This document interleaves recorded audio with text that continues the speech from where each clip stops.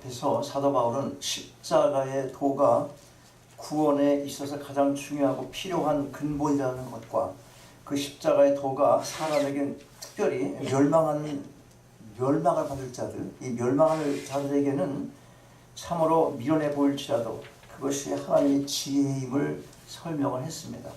그러면서 고린도 교회의 분쟁이 세상의 지혜를 쫓은 아주 어리석은 것임을 지적을 했습니다. 이어지는 오늘 본문에서는 성도들이 왜 세상의 지혜를 쫓으며 그것을 자랑해서 안 되는지 고린도 교회 성도들이 예를 들어 설명을 해주고 있어요. 그러면 31절 말씀에서 결론을 짓습니다. 31절 말씀 뭐라고 합니까? 31절 말씀 다시 한번 같이 읽겠어요. 31절 기록된 바 자랑하는 자는 주 안에서 자랑하라 함과 같게 하려 함이니라. 이 말씀은 예레미야 9장 23절과 24절 말씀을 자유롭게 변형을 시켜서 간결하게 인용을 한 것입니다. 그 예레미야 9장에 있는 말씀이 이런 내용이에요. 여호와께서 이같이 말씀하시되 지혜로운 자는 그 지혜를 자랑치 말라.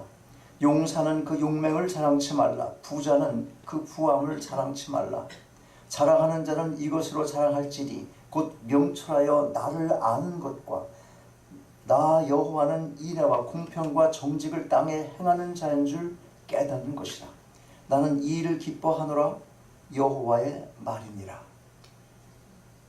한마디로 자랑을 하려거든 주 안에서 하라. 그걸 말씀하고 있어요. 그렇다면 주 안에서 자랑해야 할 이유가 무엇이며 또 무엇을 자랑해야 하겠습니까? 먼저 주 안에서 자랑해야 할 이유 뭘까요? 하나님께 택함을 받았기 때문에 그런 것입니다. 27절 28절 말씀 다시 한번 읽겠어요. 27절 28절 시작. 그러나 하나님께서 세상에 미련한 것들을 택하사 지혜 있는 자들을 부끄럽게 하려 하시고 세상에 약한 것들을 택하사 강한 것들을 부끄럽게 하려 하시며 하나님께서 세상에 전한 것들과 멸시받는 것들과 없는 것들을 택하사 있는 것들을 폐하려 하시나니. 고린도 교회 당시 대다수의 성도가 세상적인 지혜나 문벌 또는 재산이 없는, 문벌도 약하고 재산도 없고 그런 비천한 부류의 사람들이었어요. 하나님께서 이들을 택하시고 부르신 것입니다. 26절 말씀이 그걸 알려주고 있어요. 형제들아 너희를 부르심을 보라. 육체를 따라 지혜 있는 자가 많지 아니하며 능한 자가 많지 아니하며 문벌 좋은 자가 많지 아니하도다. 여기서 부르심이란 말은 하나님께서 자기 백성을 구원하시려고 부르신 것을 뜻하는 것입니다. 이 부르심이 있기 전에 하나님께서 뭘 먼저 하셨겠습니까? 부르심이 있기 전에 논리적으로 우리가 생각하면 추론해보면 무엇이 먼저 있었겠어요? 누구를 부르셨겠습니까? 머리가 막 돌아가지. 택한 자. 네. 먼저 구원받을 자를 택하신 것입니다. 27절 28절 조금 전에 읽은 두 말씀 가운데 택하사라는 단어가 3번이나 나와요. 어떤 것들을 택하셨어요? 첫째로 세상에 미련한 것을 택했습니다.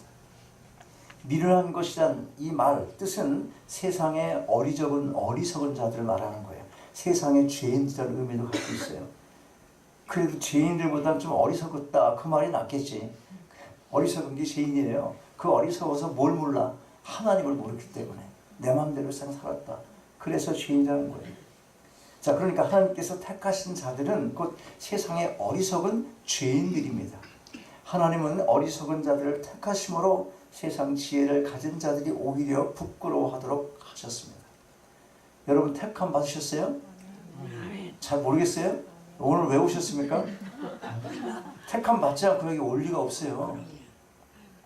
진정한 그리스도인의 그 신분이 아니고서는 그렇게 매주마다 교회에 와서 예배드리기가 그렇게 쉬운 게 아니에요. 와도 딴짓하고 있죠. 멍하니 딴짓 쳐다보고 있고. 택함 받으셨습니까? 네. 그렇다면 우리가 다 어리석은 죄인들이었습니다. 인정하세요? 굉장히 싫은 말이에요. 죄인이라는 말은. 자, 그러면 한번 따라해 보세요. 나는 어리석은 죄인이었다. 나는 어리석은 죄인이었다. 이거가 고백이 안 되면 예수 아직 안 만난 거예요. 계속해서 또 무엇을 택하셨어요? 둘째로 보면 세상의 약한 것들을 택하셨어요. 세상의 사람들은 지혜 없는 자보다는 지혜가 있는 자를 따릅니다. 또 약한 자보다는 강한 자의 편에 늘 섭니다. 그것이 사회생활에서 나타나는 보편적인 행동입니다. 숫자를 계산하고 크기를 따져요. 또 권력을 따라 줄을 서기도 하는 것입니다. 친구를 잃었을 때가 어느 때입니까? 내가 별 볼 일이 없어질 때가 아니겠습니까? 그게 세상이에요. 그런데 하나님께서는 누굴 택하셨어요? 약한 자를 택한 것이에요. 여기서 우리가 놓치지 말아야 한 가지가 있어요. 그게 뭐냐면 하나님은 절대로 세상적인 강한 자를 택하시는 일이 없으시다 하는 것입니다. 잘 들으세요. 세상적인 강한 자를 택하시는 일이 없으시다 하는 거예요. 다시 쉽게 바꿔 말하면 하나님께서 구원을 하실 목적으로 택하신 자는 결코 이 땅의 것을 추구하는 강한 자가 될 수 없다는 의미인 것입니다.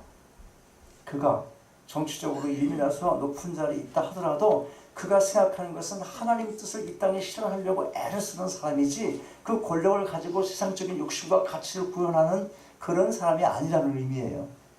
간혹 세상적으로 볼 때 말이죠. 성공한 것으로 보이는 크리처들이 있긴 있다 이 말이에요. 지금 설명은 그대로예요. 그러나 그런 사람들을 잘 보시면 그런 지위와 힘과 능력을 어떻게 쓰고 있는가 이걸 보라 이 말입니다. 세상적인 방법으로 세상의 지혜로 그 강한 힘을 쓰고 있지 않다 하는 것이에요. 주권적인 섭리로 하나님께서 들어 쓰시기 때문에 그런 것입니다. 택함을 받으셨습니까? 그렇다면 우리는 다 약한 자들이었어요. 인정하시고 믿으십니까? 자, 그렇다면 또 한번 따라 하시는 거예요. 나는 세상의 약한 자였다. 시작. 나는 세상의 약한 자였다. 그게 강한 자예요. 그게. 하나님께서도 어떤 것을 택하셨습니까? 셋째로 세상의 천한 것들과 멸시받는 것들과 없는 것들을 택하셨습니다. 세상에 성경에서는 우리 보고 것들이라고 부르고 막 그렇게 써 있어 지금. 그래서 내가 이 말을 바꿀까 그랬어. 없는 자들을 택하고 뭐 이렇게 할까 그랬는데 성경에 보니까 뭐라고 그랬어? 것들이야 돼 것들. 여러분 것들이에요. 세상에서 그렇게 말하잖아. 예수 믿는 것들. 이런 것들은 그래서 나도 이런 것들은 이렇게 할 수밖에 없는 거예요. 이런 것들은 27절에서 언급하고 있는 세상의 미련한 것들과 같은 맥락에서 이해되어지는 것들이에요. 십자가의 도가 천함과 멸시를 받듯이 없음으로 인하여 우리가 천함과 멸시를 받는 그런 존재였습니다. 그런데 하나님께서 우리를 택하셔서 세상에 있는 자들을 폐하시고자 하신 것입니다. 즉 세상의 지혜나 힘이나 또는 권력 등 뭐가 좀 있다고 교만하여 자랑하는 자들을 부끄럽게만 하시는 것이 아니라 하나님 앞에서 종국에는 심판을 통해 영원한 형벌에 처하실 것을 말씀하고 있는 것입니다. 여러분 우리가 다 미련했습니다. 우리가 다 약했습니다. 우리가 다 선했으며 세상에서 멸시를 받으며 살았던 가진 것이 없는 자들이었습니다. 사도 바울은 바로 이처럼 세상적으로 볼 때 지혜도 없고 능력도 없는 자를 선택하시는 하나님의 주권적 섭리를 들어서 세상적인 자랑이 헛되다는 것을 설명해 주고 있는 것입니다. 이런 말을 하면 기분이 나쁠 수가 있는데 잘 생각해 보세요. 세상의 최고의 학문을 마치고 받는 학위가 뭐예요? PhD예요. PhD. 그런데 이 PhD 학위 안에 전공 과목이 얼마나 되나요? 여러분 셀 수도 없이 많아요. 전공 과목이. 또 학위를 받기 위해서 써내야 하는 논문의 주제는 얼마나 많겠는가 하는 거예요. 자, 무슨 말인가 하면 이 전공을 하고 연구한 사람 그 한 가지를 빼놓으면 모르는 것이 훨씬 많다는 거예요. 어떤 특정한 한 가지에 몰두한 사람은 그 분야가 아니면 뭘 제대로 알지를 못합니다. 보통 일반 사람들에게 물어야 할 경우가 더 많아요. 더러운 물에서 자라는 미나리 하나를 평생 연구한 사람이 집에서 키우는 강아지에 대해서 알면 얼마나 알 수 있습니까? 그런 게 있잖아. 사람이 죽으면 어떻게 해야 되는지도 얼빠진 사람이 있잖아. 어떻게 해야 될지 모르는 사람. 누가 더 잘해 그런 거? 여러분이 훨씬 더 잘해. 돈이나 명예, 권력은 어떻습니까? 물론 그런 것들이 육적인 기쁨과 즐거움을 줄 수가 있어요. 그러나 그것이 영원한 것이 아니라 하는 거예요. 생활고로 정말 힘들어서 자살하는 사람도 있지만 세상적인 부러움을 살만한 위치에 있는 사람들이 자살하는 경우가 얼마나 많습니까? 행복 전도사라고 한국에 있던 어떤 여자가 실망하지 말고 살아라. 긍정의 마음을 갖고 열심히 살면 저만의 세계에서 그 행복을 추구하고 살 수 있다. 그렇게 엄청나게 바쁘게 다니는 강의사 하나가 있었는데 내가 이름을 잊어버렸어. 아마 채있을 거야. 독하긴 독하대. 왜 독하냐면 자살을 했거든. 행복 전도사가 자살을 했어요. 그렇게 인기가 많고 돈도 많이 벌던 사람이 남을 행복하게 하는 길을 가르쳐준 거야. 그래서 자기는 자살했어. 인간의 본성으로는 자랑하고 싶은 마음을 가지고 있기에 별걸 다 자랑하고 싶겠지만 여러 개 있으면 여러 가지가 그저 인간이 별걸 다 자랑하고 싶겠죠. 우리가 알아야 될 것이 뭐냐면 세상의 출세니 명예니 이런 것 자랑하는 것이 참 신앙의 올바른 자세가 아니라고 하는 것입니다. 그렇다면 여러분 우리가 무엇을 자랑할 수 있겠어요? 오늘 말씀을 통해서 가르쳐주고 있는 것 주 안에서의 자랑이 어떤 것입니까? 30절 말씀을 같이 한번 읽겠어요. 30절 시작. 너희는 하나님께로부터 나서 그리스도 예수 안에 있고 예수는 하나님께로 나와서 우리에게 지혜와 의로움과 거룩함과 구성함을 주셨습니다. 우리는 이미 택함을 받고 부르심을 받아 예수 그리스도를 믿음으로 인하여 예수 안에 있는 자들입니다. 예수 안에 있는 자들의 특징이 뭐예요? 세상의 지혜가 아니라 오히려 세상이 보기에 미련한 것, 곧 십자가의 도가 무엇인지를 깨달을 수 있는 지혜를 가졌다고 하는 것입니다. 무엇으로 갚을 수 없는 은혜를 입었기에 예수 그리스도의 십자가의 죽으심으로 제사함을 받아 하나님으로부터 의롭다 칭함받고 하나님의 거룩한 백성의 신분으로 이 땅을 살아가고 있는 것입니다. 이것이 우리의 자랑이에요. 이것이 주 안에서 우리가 자랑해야 될 은혜이며 특권인 것입니다. 여러분 혹시 아직도 자랑할 것을 세상에서 찾고 계십니까? 29절 말씀 보세요. 뭐라고 합니까? 이는 아무 육체라도 하나님 앞에서 자랑하지 못하게 하려 하심이라. 하나님이 싫어하셔. 미련한 것들을 부르고 명예 없는 것들을 부르고 정말 가치 없는 사람, 그렇게 세상 사람들이 보여지는 것, 그들에게 보여지는 그런 사람들 불러서 백성 삼으신 것. 왜 그러냐면 우리가 자랑하지 못하게 하려고. 세상의 것으로 자랑하지 못하도록 하나님께서는 모든 세상의 자랑거리를 오히려 부끄럽게 하셨을 뿐만 아니라 주의 날이 오면 그 모든 세상의 자랑거리를 영원토록 폐하실 것입니다. 왜 자랑거리를 폐하시나요? 인간이 자랑하고 싶은 그 자랑거리가 하나님의 영광과 관계가 없을 뿐만 아니라 오히려 악하기 때문에 그런 것입니다. 그런데 간혹 우리가 교회에서의 간증을 들어보면 거듭나기 전, 예수 믿기 전의 삶의 내용을 정황하게 늘어놓는 경우를 보게 됩니다. 새 사람이 된 후에 변화된 삶이 어떤 것이며 그런 삶을 살아가는 기쁨은 무엇이고 무엇을 통하여 어떻게 하나님의 일하심을 경험하는 가운데 그분의 영광 가운데 살아가고 있는지 그걸 증거하며 그 삶을 간섭하시는 도우시는 하나님을 자랑하고 전해야 하는데 듣다 보면 자기 자랑이 대부분인 거예요. 그것도 보면 그 옛날 하나님 없이 살던 시절 자신이 살아온 삶을 오히려 그리워하는 것 같아요. 그리고 온갖 지은 죄들을 자랑하는 것 같을 때가 많이 있다는 겁니다. 내가 하나님 믿지 않고 세상에서 살았던 것을 간증할 때도 그런데 중요한 게 또 있어요. 믿음을 가진 후의 삶을 말할 때도 우리가 놓치면 안 될 중요한 게 있어요. 그게 뭐냐면 믿는다는 한 가지 이유로 인하여 우리가 행하는 모든 것이 다 주 안에서의 일이 아니다 하는 것입니다. 이게 아주 중요하잖아요. 경기에서 우승을 하면 기쁜 일입니다. 자녀들이 명문대학에 입학하게 된 것 기쁨일 것입니다.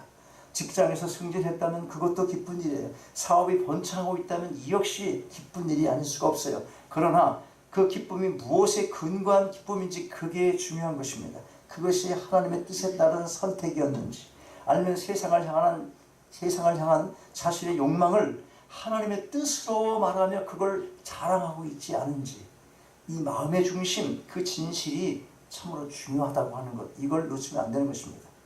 그런데 그 진실을 누구만 알 수 있습니까? 누구만? 하나님 말고 누구만? 본인은 아는 겁니다. 자신입니다. 그러므로 개인의 신앙적 양심에 따라서 하나님께 영광을 진심으로 돌리면서 감사할 수 있어요. 그런 사람도 있을 수 있는 거예요. 그렇다 하더라도 반드시 기억할 것은 그것이 자기 자신을 드러내는 자랑이 되어서 안 된다고 하는 것입니다.